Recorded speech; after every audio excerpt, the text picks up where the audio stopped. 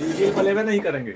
अब बताइए आप। जागरण नहीं होना आया सुबिया जागरण होता है ना बिहार में। होता है एकदम। अब मान जा जहाँ देवी स्थान बाटे हो जाए देखिए जागरण होता तो जब भक्ति होई ना। सुना देवी स्थान में भी ना चोली समियाना गा के आइल हैं। अगर वो जे सुने वाला आदमी हो जाए ना वो अरे कहाँ पे जागरण में ऐसा कौन मंच है जागरण के नाम पे चोली समियाना नहीं गवाया है बता दीजिए। हम बिहार में यूपी में नहीं हुआ है। यूपी में अगर जागरण के नाम पे जाएंगे ना तो सिर्फ जागरण ही होता है। देवी माँ के चौखट पे मंदिर पे पूरा बिहार मंदिर पे यहाँ पे बिहार में हम आए मंदिर पे हम गाए हैं। तो पूरा बिहार के बारे में पूरा बिहार कहीं कहीं होता है सब जगह नहीं। अच्छा लक्ष्मण भैया होता है कहीं कहीं तारा चंडी में मारा काहे मारा तू जानता है कि हमरा लगे फोन जाला ना कि बिहार कार्यक्रम हटे जागरण का तो हमरा पहले हंस लेला ओकरे बाद फिर जवाब देला। देखिए हम बता रहे हैं तो ठीक ना आराम ना मिलत ये जितना भी बोल रहे हैं ना हम बिहार से तो हम बड़ाई नहीं कर रहे हैं।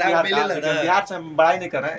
इनका जो कहना है ना सत्य है बताते हम कहीं कहीं ना जैसे कहीं होता है भाई श्राद्ध का हम बात बताते हैं। बिहार है जब श्राद्ध होता है तो ऑर्केस्ट्रा मरल है उसमें मरल रहेगा इंसान ना ए लवंडिया लाओ नचाओ साला मरने कौन खुशी है बे। मरने में कौन खुशी है तारा। 12 बजे के बिना शुभ काम हो नहीं करता है। सुना मरने में सब रोई और फिर बाद में भोज में अमर चार को लिया डांसर ने सोनी हवा कहीं के मारे जिंदगी भर आदमी लेके ढोवेला गइल मारे दो संगाती बारा कहीं के फिर भी ना तोरे बात पे कहा था तोरे बात बिहार में 12 बजे के बाद निर्गुण पूर्वी गवाला भैया शिकायत मत करे जब बिहार के हम यूपीओ के शिकायत नहीं करत। पूर्वियों में चोली समियाना बा पूर्वियों में बा निर्गुणों पूर्वियों में बा।